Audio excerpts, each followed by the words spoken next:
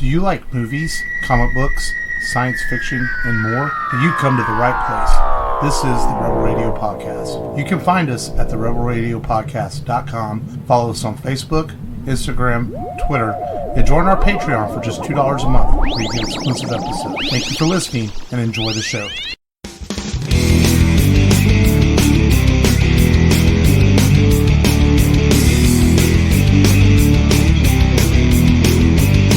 Welcome to a new episode of the Rebel Radio Podcast. This is Mark. This is Matt. This is Long, the lethal weapon. Yes. You've got the. I believe it.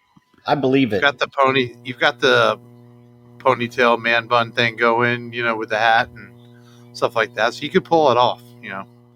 Calm, cool, collective, and then all of a sudden lethal. Yes, sir. And you're Asian, so you've got to have ninja skills. And then I'm gonna shave my hair finally. I'm gonna cut my hair off this week. You're long lost. Yeah, I am. Oh man.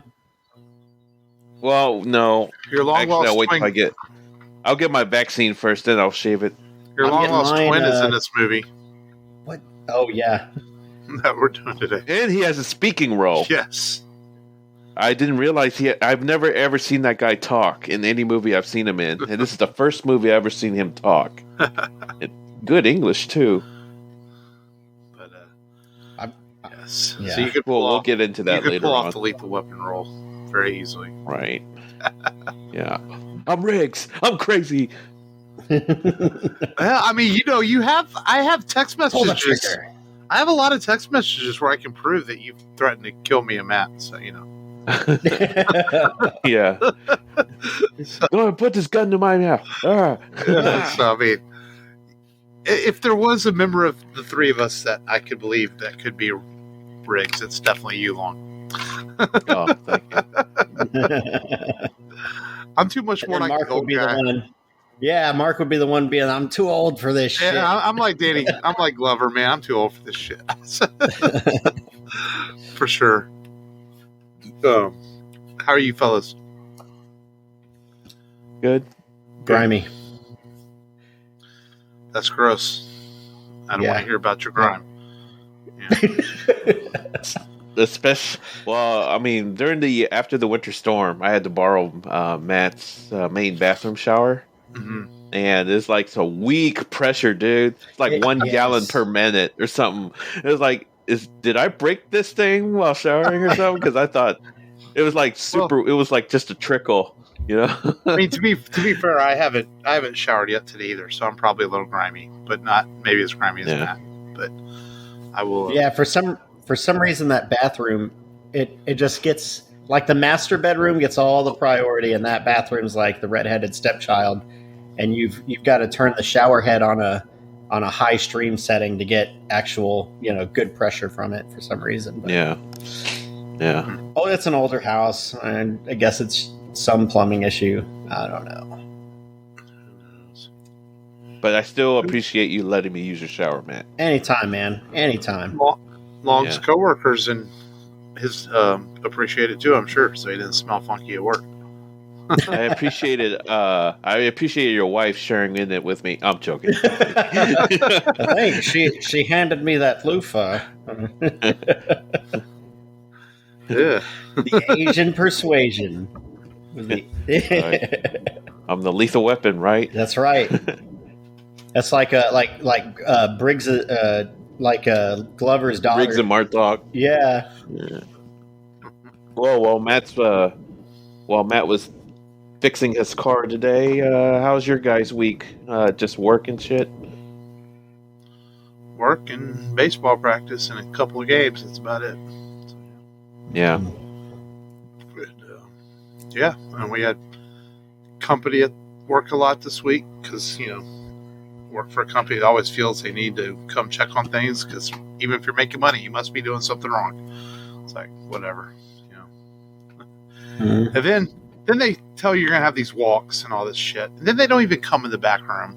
So, part of you's like, oh, that's nice. They didn't come bug me. But at the same time, you feel like, well, I did all this shit for nothing. It's like, motherfuckers. Like, damn. But I don't know. Corbett walks in on Mark taking a picture of his date. Oh, yeah. It's like, why is your receiver taking pictures of his hands? Well, we need some context. There needs some context to that story. We're recording on Saturday night instead of our usual Friday, which is to say our usual Friday because it's going to become Saturdays soon anyway. But Long had a friend date Friday night, so we recorded Saturday. So I texted the guys a picture of my hand saying, "This is my date," and it's a terrible joke, but Yeah. it's a teenage joke, but it's funny. Guys are always going to think that, so it's funny because Right. guys. Yeah. So and Long was like, "Yeah, Corbett's going to like, why are you taking a picture of your hand?" It's like, I could probably Anderson. I could probably think of a reason or something. Yeah. I think it'd be weird. Like sometimes it's for my doctor. Well, sometimes I take pictures of stolen Extends tablets or KY jelly, and I've do-rags. Yeah, I've sent them to group chats with Matt and Frank, and I always blame Frank. I'm like, Frank, why are you stealing the Extends or the lube? So I don't know, dumb jokes. They never get old. Yeah. But yeah, boys will be boys. That's all I'm gonna say. I have a friend I play Star Wars Galaxies with, and I speak to her on Discord some, and she's been listening to the show, and she's probably going to hear this and she's going to be shocked that I called her out, but she said, "You guys are such pervs." And I was like, "What do you mean?" She goes, "I listened to y'all's Fifth Element episode, and y'all just wouldn't stop talking about Lilu," and I just laughed. I was like, "Hey, boys will be boys," So, but you know what? I'm proud to be perv, so I'm not going to. That's right. It's in our DNA, man. I'm too old to hide it anymore. Damn it! It's like it is what it is. I don't have to play coy anymore. Stop denying things over there, Long. You agree. Yep. Well, let's get into today's show. And we always start things with Download This, where we tell people what we watched, streamed, checked out this week. And I didn't really watch much. I now baseball season started. I've been watching the Astros and stuff, but I did get caught up on Falcon Winter Soldier. But we can talk about that in a minute if you guys are caught up on it. I'm not. I'm actually one episode behind. So slacker. But don't episodes behind. You're even a bigger slacker. Mm-hmm. Because he keeps breaking his car. Yeah, true. I will just say that it took a bit to pick up, and the new episode this weekend definitely picks it up, and it's probably the best episode of the show. It's really well done. I really like Zemo. Yeah, they give him more character. Yeah, you're really gonna I can't think of the actor's name, but the way the guy is playing John Walker really comes into his own in this latest episode, and there's truly a moment that even for Marvel that has me going, wow, they did that. So it's interesting. You'll see whenever y'all watch it. But well done so far. I'm starting to dig it. It's cool stuff. How many episodes? 6? It's only 6 episodes. Yeah. Oh, okay. And so only a couple more to go. So I guess Loki will debut soon. Yeah, I think it's in May or June. Oh, okay. Yeah. Yeah. Well, this year Marvel's stepping up with their series. I want to say Loki's in June because they have the Bad Batch premiering in May. So they're going to do a Star Wars in May. Yeah, I don't give a shit about that. And you'll watch it. It's fucking Star Wars. No, I won't. He says that, but he will, folks. And then I think Loki's in June, I believe. So, Did you guys check out anything this week? I'll start off. Basically, because of our feature movie today, which is Lethal Weapon, I got into the Lethal Weapon marathon today by watching the ones that I didn't get to see, Lethal Weapon 2 and Lethal Weapon 3. I have not seen those two. Oh, actually, all 3 of these movies, only bits and pieces. And out of all 3, 2 is my least favorite, and I actually like 3 more. And part 1, we'll get into that, but I like part 1 a lot too. So, but yeah, Lethal Weapon 2, Lethal Weapon 3, 2 kind of meandered a bit, but I don't know, the pacing was kind of off in that one. But 3, it had just perfect pacing in my opinion, and I kind of liked it. So, but part 4 is what got me into this whole series with Jet Li. That was a really good one. Yeah, part 4 is the only one I saw in theaters. Yeah. You know, because it came out in the late 90s, and I saw it. And it's funny, when I saw 4, I had seen 1 and 2, and it's funny you like 3, because I had never saw 3, because everybody said it was bad. So I kind of skipped 3. And then I went... Bad? And then really? Yeah, people didn't like 3. Then I went back the and one watched... with the diplomatic immunity, right? Yeah. Yeah. And then I went back and watched 3, and, like, I don't hate it, but, like, I kind of find Pesci a little bit annoying in it. Yeah. You know, I can see why people. Yeah. I can see why people didn't like it based on the first 2, because all of a sudden you're trying to overdo. They try to overdo the comedy in 3 by adding Pesci into it. So I think it took away from some of the serious ramifications that could have occurred in the first 2. So it made 3 seem a little more silly. But then they bring the seriousness back in 4. So I can see from that standpoint why they didn't like it. But I don't hate 3, you know, but I can see their points. Yeah. Part 2, I don't know. Maybe part 2 and 3 are about the same for me. Yeah, part 2 is kind of just the storyline's not as interesting. No. Yeah. I mean, really, part 2, all you're caring about is Riggs and Murtaugh and their interactions. Yeah.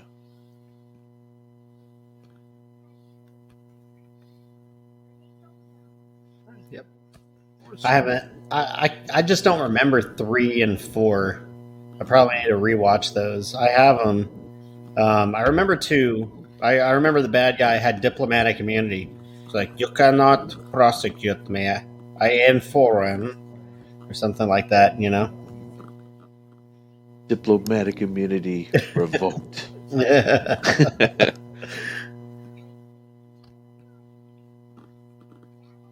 So, this feature, getting into the feature film. Huh?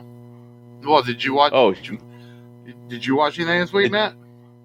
Yeah, Oh, Matt. crap. Besides breaking your car. Yeah, for some reason I thought I already went. I usually go first, you know, and it threw me off. I jumped the line Matt fiddled this with week. the CPU. Yeah, with the CPU of his Toyota and broke that. Yeah. And then it somehow broke the cooling system, and then it somehow broke the starter. For real, man. Today. My car. If I haven't mentioned it these past few weeks, my car has been just throwing issues at me. I'll just go really quick. Only because you tinkered with it. Not really. The alternator was the original alternator. It's 20 years old. It's going out. The starter, the plunger got corroded to the starter. I'm not going to tinker with the starter. I didn't even get to the starter till today, so didn't tinker with that. I didn't tinker with my heater core. That was the first thing that went out. But yeah, first the heater core got blocked. Whenever the heater core clogged, which it's a 20-year-old heater core, they get clogged after a while. And that caused pressure to build up, and my hose just popped off, started spraying coolant everywhere. Had to replace that. Didn't realize that my heater core was clogged. Yeah. We don't want to know an episode of This Old Car right now. So yeah, basically led to a lot of other things. Matt Bila, we get it. We get it. Today. But thank you, Matt Bila, for that. I did watch Striptease with Jackie. Because she why it doesn't get any better. Why she wanted to. First I was like, hey, have you ever seen this movie? It's on sale. It's on terrible. Vudu. And I was like, she's like, no. She's like, really? She sees the cover, of course, right? And I was like, dude, Burt Reynolds is like so horrible in it. But horrible. Demi Moore is like smoking. That's like the whole thing. Basically, she's just smoking hot. And you awakened something in your wife that she had never realized. I showed her the trailer, and when she saw Demi Moore like bust open her shirt and start dancing. She was like, "Holy shit, she looks good. Yeah, go ahead and buy it." And so I was like, "Okay." Wow. Other than that, What the audience really wants to know is, did you score because you let her watch that? yes. The day before, though, yeah. But that doesn't count then. Yeah, but no. Then I did buy Hercules in New York, and it's a this horrible isn't getting movie any as well. better. No, it doesn't. That's actually worse. And I was like, Jackie's like, "Why did you buy this? It's a horrible movie." And I said, "I bought this just for the bear fight. That is it. For the dude in the bear costume, and Arnold like starts slapping the bear, and he subdues the bear by like slapping him. And then, of course, the cops are like, "Oh my God, Arnold, beat up a bear." And, he's got the horrible accent going on because he barely knew how to speak English at that point. Well, it's not even his. I don't even think they use his voice in that movie. I think it's all dubbed over. There's two versions. There's a dub and there's the original. I like the original just because, it's Arnold's first acting gig. It's his first leading role, at least. Are you talking about Hercules in New York? Yeah, dude. Oh, yeah. I only saw the dubbed version. Oh, yeah. The dubbed is... Yeah, well, it's probably even worse than the original. At least the original has Arnold's real voice. Yeah. Sad. So, anyhow... So, nobody really watched anything. Well, Long did. He got caught up on Lethal Weapon. Yeah. Yeah, I got caught up on Lethal Weapon. It was fun. Cool. Well, I guess that's it then for Download This, since everybody slacked off this week. I've been busy though. But all right, well, let's get into today's featured film then. We go back to 1987, directed by Richard Donner and starring Mel Gibson and Danny Glover and Gary Busey. It is Lethal Weapon, a movie that strangely came very close to starring Bruce Willis, believe it or not. And then Bruce felt that he just wasn't quite. He couldn't do the crazy stuff he felt, so he went on to do Die Hard instead. Yeah. Kind of interesting. Anybody want to summarize this film? I did it last week. Matt? No, I did it last week. Go ahead. Matt did last week. Oh. Well, you do it then. It's your idea. Oh, fuck hell. Basically, Murtaugh is just turned 50 years old, and he's assigned a new partner in Riggs, who is kind of a suicidal cop. After the death of his wife, he has a death wish and is going kind of nuts. So the captain believes he would do good to have a partner to watch over him, and assigns him to Murtaugh. And Murtaugh doesn't really want a partner either, so it ends up becoming a match made in heaven, so to speak, because they weren't really made for each other, but it turns out they are made for each other as they chase some drug smugglers that are running drugs in their city. After a series, or not a series of murder, but after a murder of a prominent, a friend of Murtaugh's calls him because doesn't understand why his daughter would have been murdered, and turns out his daughter had gotten into some bad stuff, hooking and running these drugs, and so they have to go after these guys and solve the case. And it gets personal towards the end of the film, as Gary Busey's bad guy and the general capture Murtaugh's daughter and make it personal, and then go to his home, and they got to stop the bad guys. And throughout the film, you watch these two guys develop a friendship that becomes quite a close friendship over the next 3 films after this. As this film spawned a franchise of 4 movies, and even a short-lived TV series that hit Fox a couple years ago. So Lethal Weapon franchise has been around for a long time. Now there's some talks about Mel and Danny coming back for one more. To close it out. His legacy sequels are very popular right now, and we'll see if that happens. Danny and Mel both say they want to do it, and Richard Donner seems like he's kind of interested, so we'll see if this occurs. But we're talking about the original today. And so Long, you had never really seen this all the way through till this week? Right. I've only seen bits and pieces. And I thoroughly enjoyed it. Really good character interactions, really. You understand each of the motivations, Danny Glover being the guardrail basically for Mel Gibson, and I think in the middle of the movie, after that suicide jump, was when things started kind of turning around for Riggs' character, Yeah. and I really like that scene. It's a really good, not so overly dramatic scene, where he stops the bullet, where whatchamacallit, Murtaugh stops the hammer from hitting the chamber with his bare hands, and then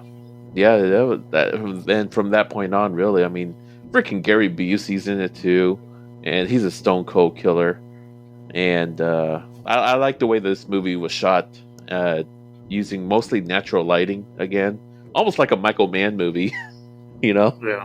but not quite with that flair, but yeah.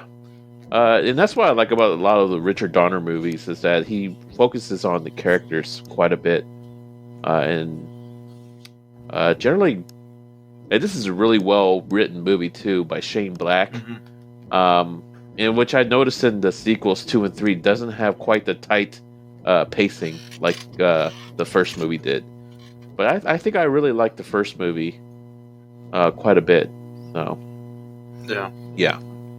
If I were to rank it, I'll rank it towards the end of a talk. But I thoroughly enjoyed this movie. So yeah. I think you're spot on with your pacing comment. It feels like this movie just moves along really good. I didn't feel like there was a time where there was like some dead space and wasted time. I feel like everything is driving. Every moment is driving something. Every moment has a purpose. Like you said, the suicide jumper part, that was instrumental in showing that, you know, what Briggs was struggling with, and you know, even it was, you know, comedic, the dinner with Glover's family, and the daughter's like oogling Mel Gibson, and he's like, it seems like he's gonna, like, you know, he's kind of like digging it, you know. And I forget how old the daughter is in the movie. I guess she's like of age, I guess. I don't know, but I thought it was hilarious. And then it just well, it allows for the callback joke at the end of the movie too. Where he tells him, "Don't you go near my daughter." yeah. But yeah, man, I think, you know, these guys, you know, they bond, and you see that throughout the film. There's just an escalating climax with that, you know, alongside the actual action climax of the film, whenever they have to save the daughter, and well, this film kind of has this film has kind of a double climax. The scene where they save the daughter, and then Mel gets captured, and then he gets out, and then they have the battle at the house. It's almost like a triple climax towards the end of the film. Yeah. I noticed that. I was watching it. I think that helps the pacing too. The last, because at that point you already knew what they were after. They were after Busey's character in the general, and then when he captures the daughter, it makes it personal, and it helps those last part of the film move really quickly. It feels like you're an hour into the film, then all of a sudden it's over, because the last 40 minutes move really quickly because there's so much going on. But it's really well paced.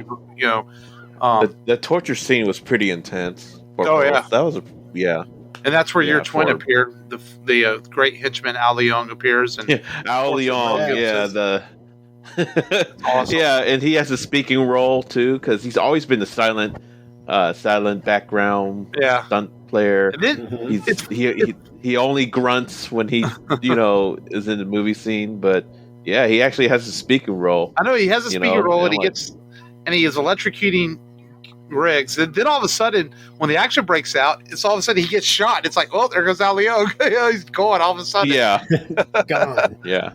Oh, I also like in this film, watching it again. I really like the way Glover plays Murtaugh. He kind of plays him as an old school way of acting, just very subtle, but delivers his lines with like a father-like figure. So he's a perfect complement to Riggs's crazy ass on the edge cop. And I think that helps their bonding throughout the film. This is the way the two characters are played. And credit to Mel too, because he's really good in this movie also. And And Danny Glover, he's such a versatile actor. Mhm. You come to love him in this movie, but you hate his freaking guts in The Color Purple. Oh, yeah. He's like the and then he'll make you laugh out loud in the comedy. And that's why he got cast in this film, was because of his work in The Color Purple. Really? They really liked it. They wanted him for this film. He was their only choice ever for Murtaugh. They went through a few actors for Riggs. The two most prominent were almost Mel Gibson and Bruce Willis. And the funny thing is, Mel was also reading for the part of John McClane and almost took it. But when he took this film, then they ended up kind of switching roles. So interesting how that worked out. They both ended up with with franchises based on the roles they took. Well, this movie came out the same year as Die Hard? A year before, yeah. But they were. But I guess casting started around the same time because Die Hard was '88, and Gary Busey, he took on the role because he felt it was a good script and he wanted to work with Mel Gibson and Dan Glover, and he credited this movie for revitalizing his movie career because he was not getting a lot of work, and after this he took on a string of playing bad guys in this and Point Break and a couple other films, but he credits this movie for starting his career back up. I like him in this film. Oh, he's solid. Yeah, he plays he's not over. This isn't over the top Busey. This is just Busey doing his thing as a solid bad guy. He's stone cold killer, man. Yeah, man. He's very non-Busey in this film. He's not. He's like a proto. He's like a proto Ben Foster. Yeah, for real. That's a good way to put it. Yeah, he is. He's just good Gary Busey in this movie, and he plays a good bad guy, and I love the fight at the end between him and Mel, and they made that scene like Gibson's character Riggs also knows like martial arts, and they kind of keep it quiet the whole film, and they didn't make a big deal about it in the script on purpose because they felt like they wanted to be natural that you believe this guy would know a form of martial arts, and Riggs uses it to fight Busey's character at the end of the film. I thought that was kind of cool touch, that because doesn't he reveals that he was a soldier too as well, right? Yeah. He reveals it to him when he's leaving the dinner. Well, Murtaugh was a soldier, and Mel kind of reveals to him too that I was there also. I fought as well. So I think that helped them gain respect for each other. So yeah. Well, no, Mel couldn't have been in Vietnam, but I think he served. He just made a point that he served or something as well. Oh, okay. So they never really clarified where they fought at, but yeah. For some reason, I thought he served there. I don't know why. Yeah, because he would have been too young. Yeah, based on the character's age of the movie, So yeah. Because probably so. Doesn't matter. But I also like the fact that I like the jazzy score of this movie as it's scored by Michael Kamen, and they brought in Eric Clapton too for the guitar work, which I thought was kind of an interesting choice.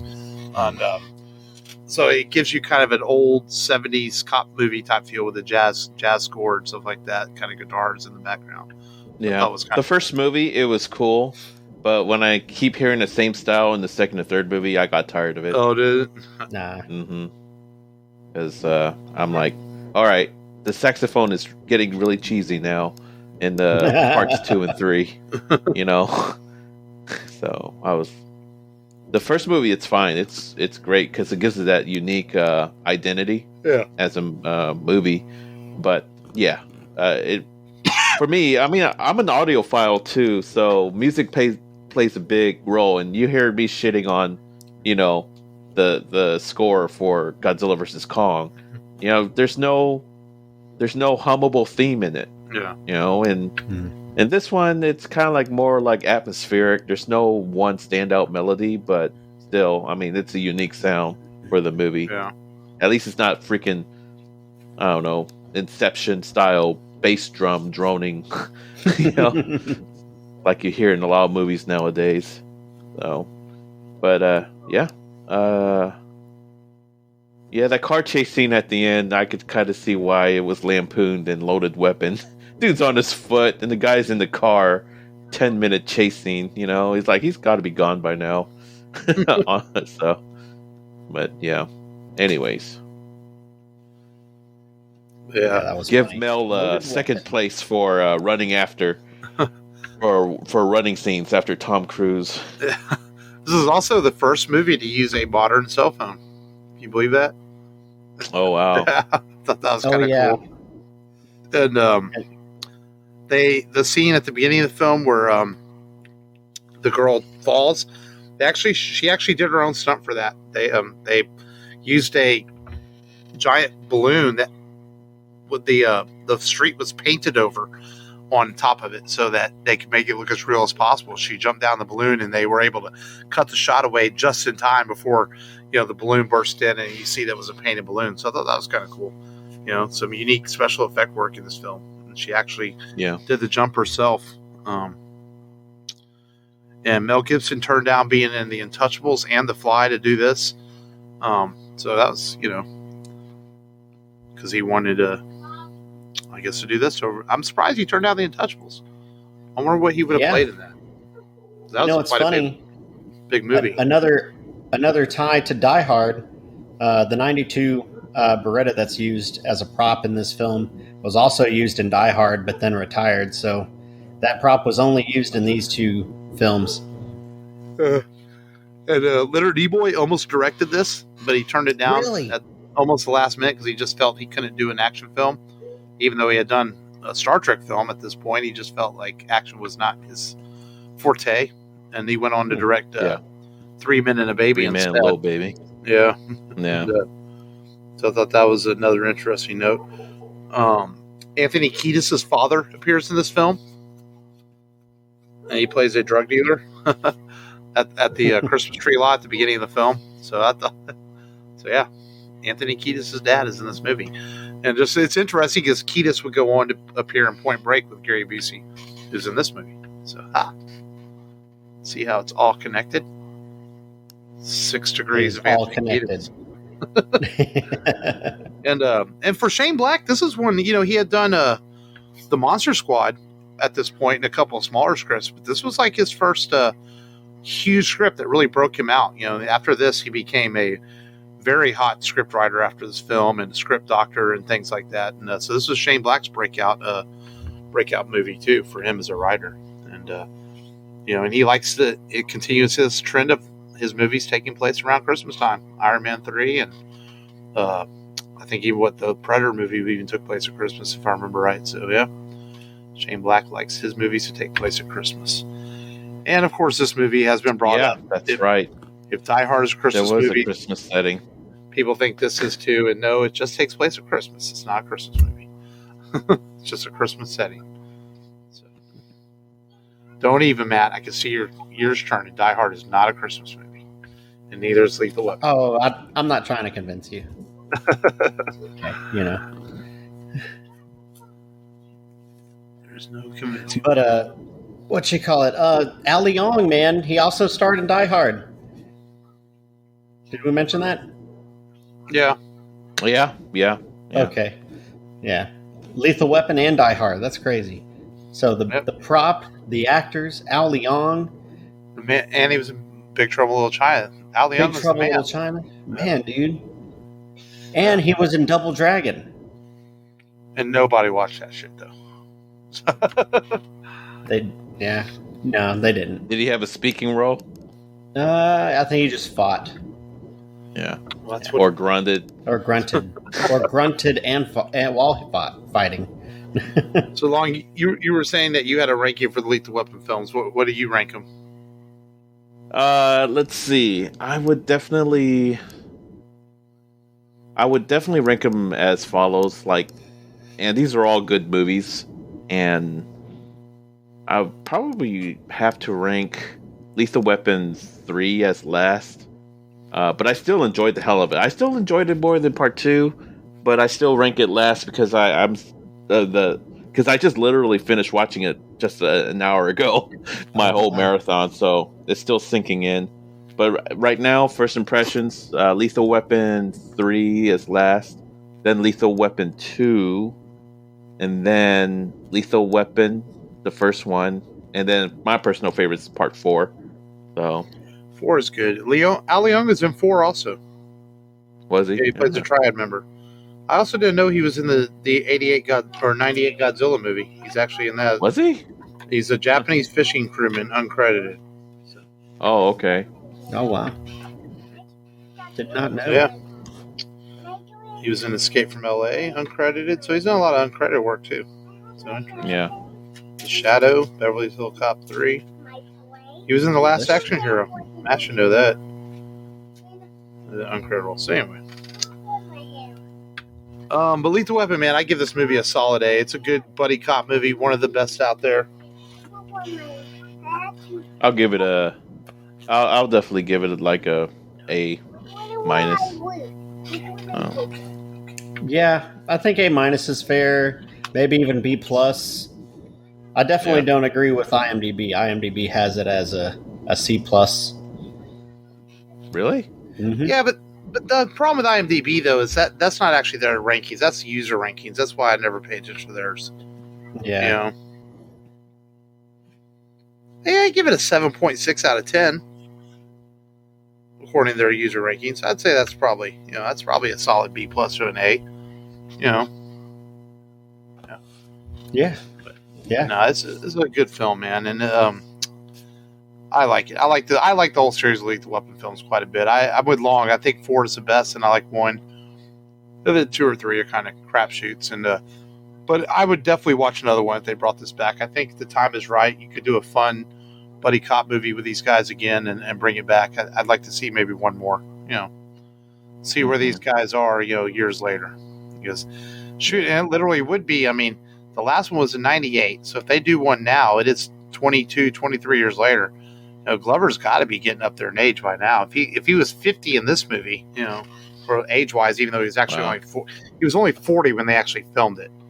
So if he was 40 in '87, that was 30 years ago. So yeah, Glover's got to be in the 70s by now. So one more maybe, we'll see. Yeah, but he hasn't been acting much lately. Not as much. He's appeared in a few things, a few independent releases and stuff, but not as much. As he gets a bit older. So, but I guess that brings us to this week's top 5 then. And let's see. I was just curious when you said.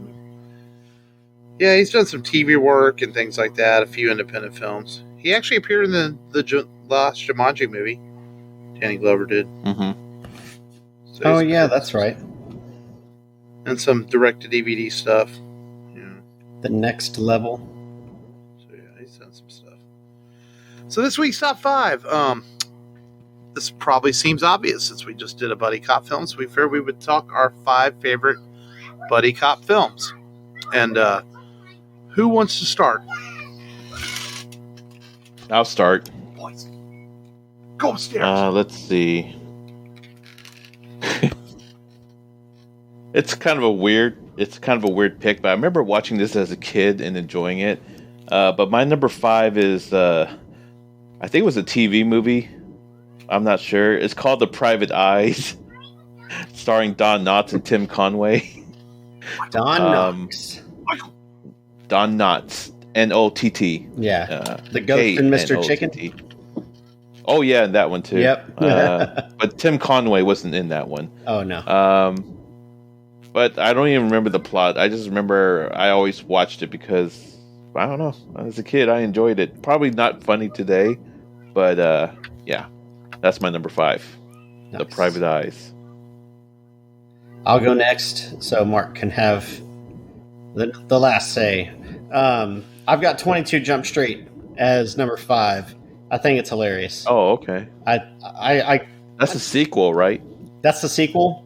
You have Channing Tatum and Jonah Hill pretending to be Mexican, and then they're like, why isn't he talking? And he's like, my name is Jeff. Like that's supposed to be Hispanic or something. Yeah. And then the bad guys are like, they start talking in their regular voices, and they're like, oh, how convenient, their accents are gone. Right. But yeah, 22 Jump Street. At number 5, I have Die Hard, which isn't a typical buddy cop movie, but John's talking to Carl. Carl. That's right. The whole time, and they're helping each other get through this event at Nakatomi Plaza, and so it's it might be in some ways Die Hard is probably a better movie than the 5 movies I have on my list, but it's not a better buddy cop movie than the 5 movies I have on my list, but it still deserves to be on the list. Well, Carl from Family Matters. Yeah. I can't think of his name in the movie. God dang, Al, right? Yeah, it's Al, the movie. Al. Yeah. Is that it? Yeah. Yeah. And it's kind of funny. I was introduced to that actor from Family Matters Same first. here. Oh, yeah. And then when I saw him in Die Hard a couple years later, I'm like, whoa, is that Carl from Family Matters? Yes, it is. Yeah, Sergeant Powell. Yeah, that's right. Yeah. And, I was really taken aback by the chemistry between the two, even though they weren't really on screen together all that much. Yep. He made a cameo in 2. Makes a cameo in Die Hard 2. Yeah. My number 4, Matt, you'll get a kick out of this. There goes Mark. He's going to go spank his kids now. There you go. Get him.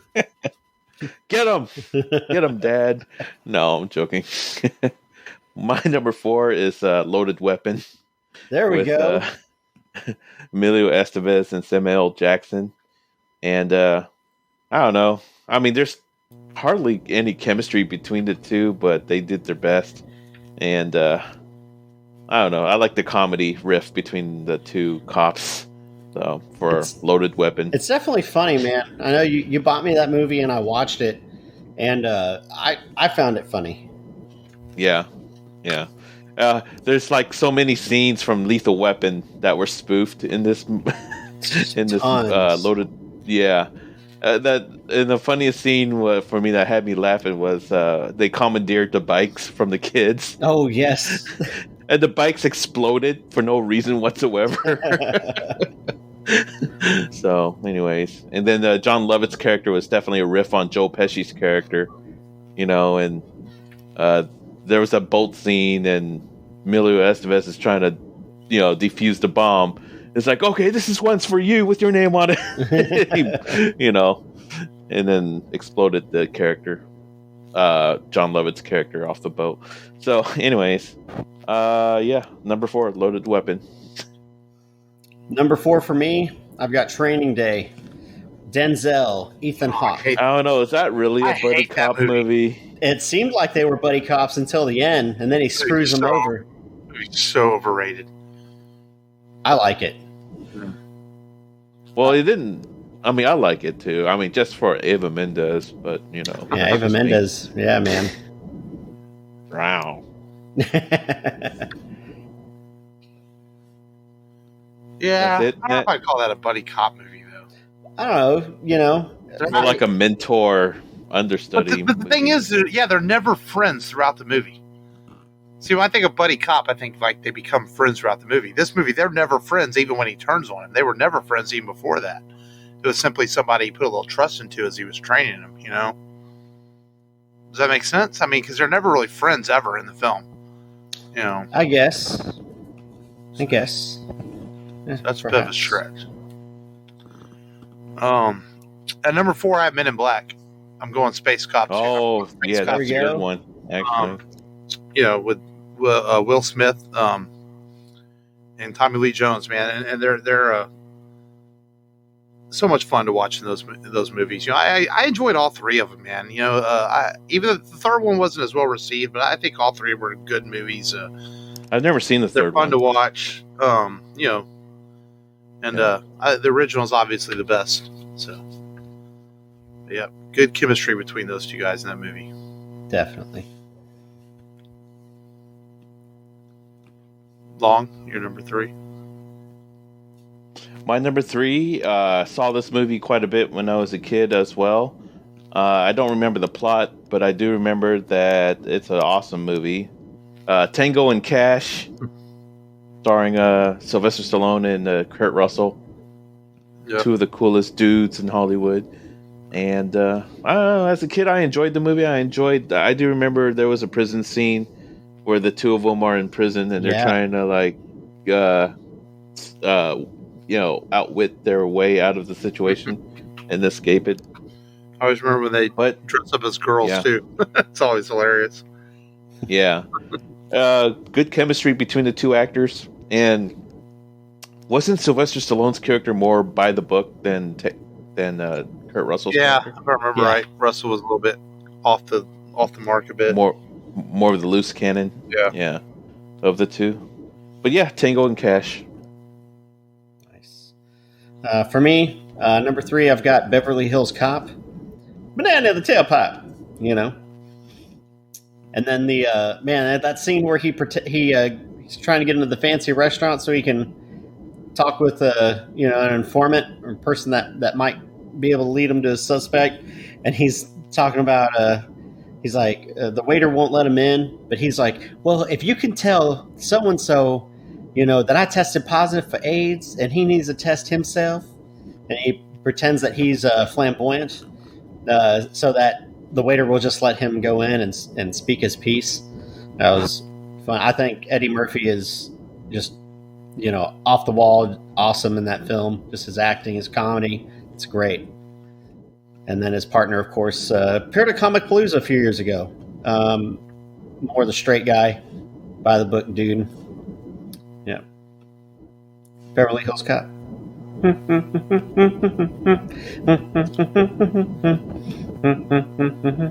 Anyway. Who was he buddy with in that one again? Wasn't Judge Reinhold or something? Judge Reinhold, yeah. See, I don't retain those movies. I don't remember. I think, I don't know. I've seen them like once, and I was like, I don't know. I still like the first movie. Yeah, the first one's the I barely best. remember. Yeah, I know the sequels weren't very well received. Yeah.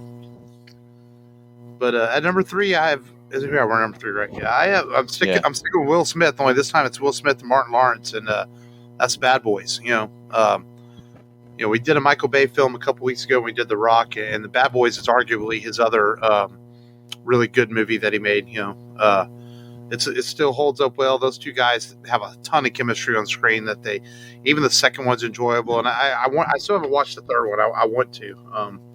I actually have a copy of it on Vudu because I got a free copy of it, and I just haven't watched it yet. But eventually I will. But Bad Boys at number 3 for me, man. Those guys, a lot of fun to watch Martin Lawrence and Will Smith in those movies. Yeah, my number 2 buddy cop movie is Lethal Weapon 4. It was the first Lethal Weapon movie I ever watched. I really enjoyed the chemistry between Glover and Mel Gibson, and just seeing them just getting the tar beaten out by freaking Jet Li. I was like, they had their hands full trying to take him down, and it's definitely one of the best fight scenes I've ever seen. And that's the thing about the Lethal Weapon movies, that they always have some really interesting fight scenes at the end of the movie. First one, the whole fight under the fire hydrant thing between Riggs and Gary Busey, and then the knife fight. Well, not knife fight, but the knife stuck in his leg thing in part 2. Mm-hmm. And then I also like the climax of part 3 where, Gibson's character burned up the whole building complex, the whole subdivision, just to get to one guy, and it's not as exciting as the first 2 movies, but man, part 4 had the best ending fight out of all of them. That was supposed to be. That was kind of Jet Li's big breakout role for American audiences, and he went on to have some moderate success in the U.S. And now it's it's a shame. He's been real ill and not doing well. It's a shame. He's had some dementia issues and other things, and sad to see. So. Yeah. Number 2 for me is Lethal Weapon, film we just reviewed today. I think it's a great film. Obviously, we just talked about it. I think it deserves number 2 or more. So, Lethal Weapon, number 2. And number 2, I have the second movie in this series to put on the list, and that's Die Hard with a Vengeance. Maybe Samuel L. Jackson's cop isn't a cop in the movie, but he plays like he's a cop because he helps John McClane throughout the city. And man, it's those two just together are so good in that movie. Die Hard with a Vengeance might be my favorite Die Hard film just because of those two guys in that movie. And I really like Jeremy Irons, bad guy in the film, and it ties back to the first one being Hans's brother. But just watching Samuel L. Jackson and Bruce Willis go at it with each other in that movie, back and forth, and getting a mutual respect for each other by the end of the film is really well done. Yeah. There was a moment in that movie. I don't know. I tried watching that through and through. For some reason, I just didn't click with Die Hard with a Vengeance. You know, I still like the first. I think first movie is still my personal favorite. But yeah, I'll have to try to rewatch part 3 again. Yeah, you know, because I don't know. So that's your number 2. My number 1 is actually Rush Hour, starring Jackie Chan and Chris Tucker. I knew you were going to pick that. Yeah, I knew it. That's why I didn't put it on the list. It's a good movie overall, and I actually like part 2 as well. That's a really good one, and Don Cheadle in part 2 was hilarious. He knows Chinese, and he's speaking fluent Chinese with Jackie Chan and stuff. So, but yeah, Rush Hour, great action scenes in that movie, and very good chemistry between Tucker and Jackie Chan. So, yep. Too bad they were also directed by a creep. Yeah. Long. No. I'm gonna have to copy you. Rush Hour. Yeah. That's who I had too. I loved those movies. 1 and 2 are awesome. Both of them are very good.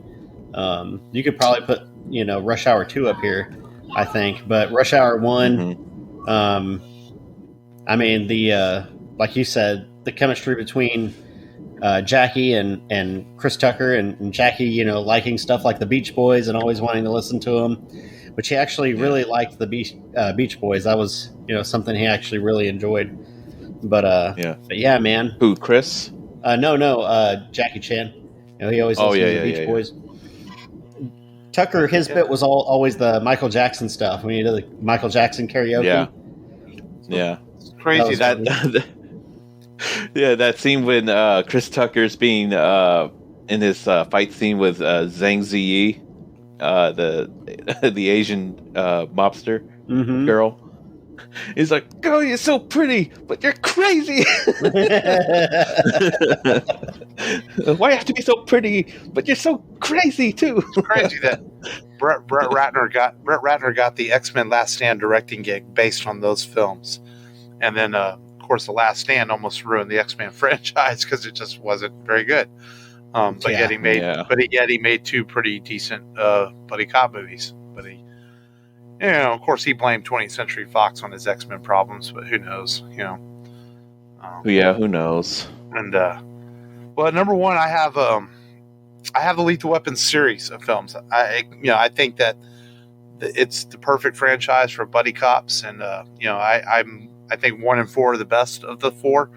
But I think they set the standard for what buddy cop films should be over the years. And I've heard good things about The Nice Guys, which is also a Shane Black film, but I haven't actually watched that yet, with Russell Crowe and is that Ryan Gosling in it with him?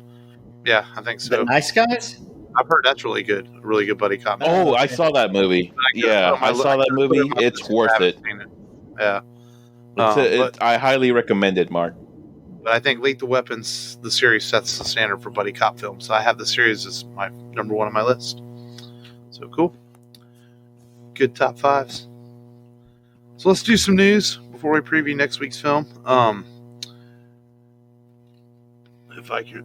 Lots of movie shifting dates again from Paramount Pictures this time. And they're the ones who announced that their movies are going to come to their streaming service 45 days after. But Mission Impossible 7 got pushed back till May of next year. They pushed Top Gun back 4 more months, so it's not going to be out till November next year. They pushed Ghostbusters back Sony pushed Ghostbusters back, I think, from summer to November now. So lots of movie shifting. It continues despite Godzilla vs. Kong giving a spark to the box office. It seems that studios are still a little leery, as they want those theaters a little more full. But it does look like returns are on the horizon. Maybe it'll be Black Widow in July as things return, and people start going to theaters again, and hopefully by the fall we'll be able to enjoy Ghostbusters and Top Gun and Venom 2 and all these movies that are coming out. So, yeah, the COVID pandemic continues to wreak havoc with movie releases, but at least it looks like there's some things on the horizon. And with that said, Sony inked a deal with Netflix to start putting next year. Their movies are going to be exclusive to Netflix after they run in theaters. Same thing. They're doing a similar thing to Paramount. 45 days after they run in theaters, they will go to Netflix. So that'll affect any, including any Marvel films. Like anything if they do another Spider-Man film after this third one, it'll go to Netflix. So it doesn't affect any of their movies that come out this year. So interesting as all these studios make their moves to get their movies out there to people in this pandemic world that we're in. So we'll see what happens. And we got trailers this week. Batman: The Long Halloween, the next DC animated film that's coming out in June. It's a two-parter based on the super popular graphic novel about a killer named Holiday that is killing people on holidays as Batman tries to figure out what's going on. This graphic novel is very well received, very popular. So hopefully DC does a good job with the animated version. The trailer looks really cool. I'm not so sure about this new animated style they're using. Did y'all watch the trailer? It's like it's almost like, I don't know, something's different about the animation compared to what they've been using the last several years. It's a different style. Yeah. For sure. It kind of reminds me of what was that, the Batman series? The Telltale games? No. The the one where they use Joe TV DiMaggio. show. Oh yeah. Where they use Joe DiMaggio as the Joker again. Yeah. The highly stylized Yeah. It looks, character but design. I'm excited about it though. You know, I'm definitely gonna watch it. I watch almost all. I never miss a DC animated film. Related news: the voice actress who played Catwoman in the Long Halloween has passed away. Oh, I saw that. Yeah, she recorded all. Yeah. Apparently, she recorded everything though before, But yeah, I saw that. And, Wow. Bittersweet. Yeah. And then we got a trailer for Loki for Marvel Studios. That comes out, I believe, in June. And it looks like a lot of fun, man. You know, one thing, Tom Hiddleston's just so good in that character. And it looks like this series, it's interesting to see an Owen Wilson in the Marvel Universe. That's kind of bizarre. As I guess they're going to introduce the Time Ordinance Committee or whatever they call it from the Marvel Comics, where they keep track of who's messing with time travel and things like that. And so that looks like it's going to be a bit of fun.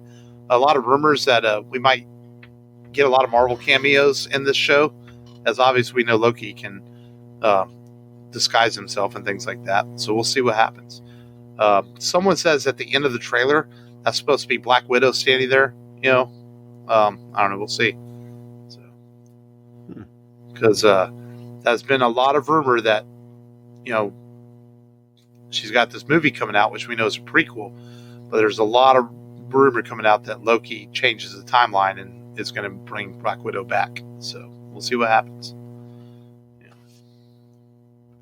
Yeah. You're never dead in comics. That's just true. And then, I got to talk about this. Not really so much news, but, Hasbro Pulse did their big thing on Friday. Man, dude, this Optimus Prime toy they're coming out with, which you can order right now at HasbroPulse.com for just $700. Wow. I'm not impressed very often with things nowadays, as none of us are. We live in a society where it's hard to be impressed anymore, and that's just true. But wow, this thing is impressive. This Optimus Prime, it breathes. It 25 voice commands. It does poses. It breathes. Yes, it is the coolest fucking toy I've ever seen.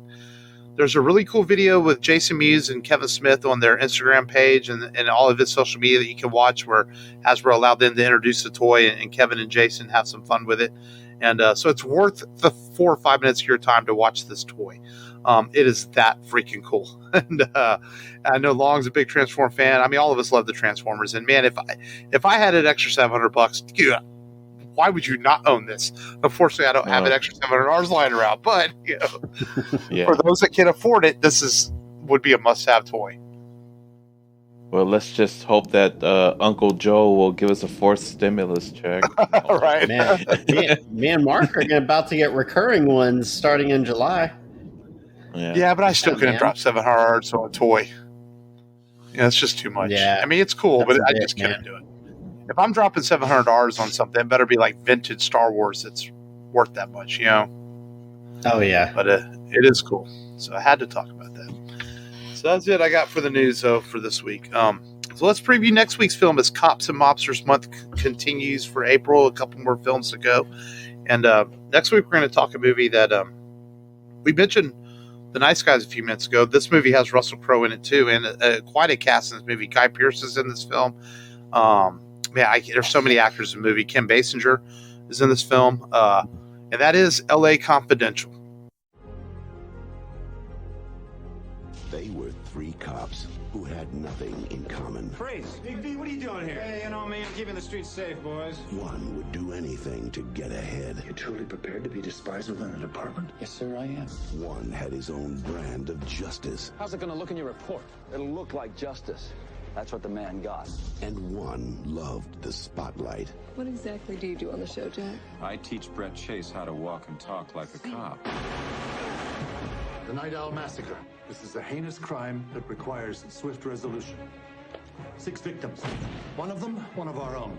Interrogations will be led by Lieutenant Edmund Exley. I need some backup. Come on. All right, college boy, I'll help. Now, all of them are faced with solving one case. Don't move! I want confessions, Edmund. Oh, I'll break them, sir.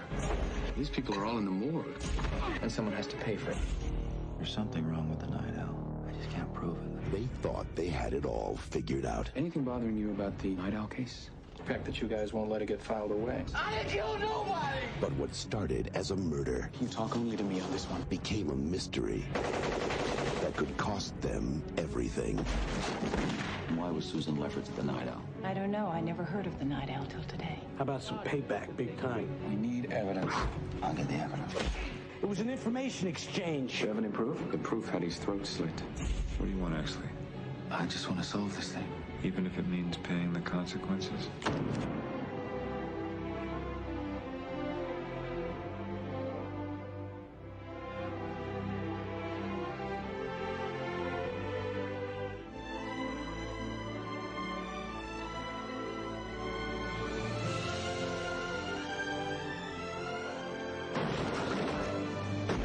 Academy Award winner Kevin Spacey, Russell Crowe, Guy Pearce, James Cromwell, Kim Basinger, Danny DeVito.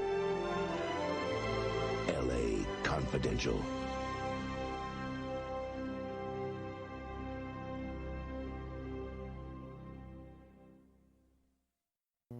And neither one of you guys have ever seen this film, which is amazing. I figure at least one of y'all would see it. But y'all are going to enjoy this movie. It's as much as I like The Departed, L.A. Confidential might be the best of these four movies we're doing. It really might be. It's that good of a film. And I don't want to hype it up too much. Then Long gets on here next week and says, man, Mark, you suck. You don't know what you're talking about. You overhyped it. You oversold it. But, so it should be a good film. I don't know if it's streaming anywhere. I bought it a while back when it was $5 when Voodoo. So, I'm sure you can rent it or something. But that's next week's show as Cops and Monsters continues for the month of April as we talk L.A. Confidential. And that's all we got for tonight, man. Thank you always for listening. This is the rebelradiopodcast.com is our website where you can find everything. And all the support you guys give us as we move into the summer. We've got some good films coming up planned. We are just looking at the list of what we got coming. And so we lead into summertime and eventually Halloween Horrors Month where we get to poo-poo our pants a little bit watching horror films. And as the year rolls on, almost to 250 episodes. And next year sometime we'll reach 300. And after that, I don't know. Maybe we have to watch 300. Maybe we'll retire. Well, we already did 300. We'll have to watch it for the 300th episode. No, I'm joking. So that's all coming soon. But this has been Mark. This has been Matt. This is Long, the Lethal Weapon. You're damn right. Remember, as always, just go there and Go do there it. and do it. Do it.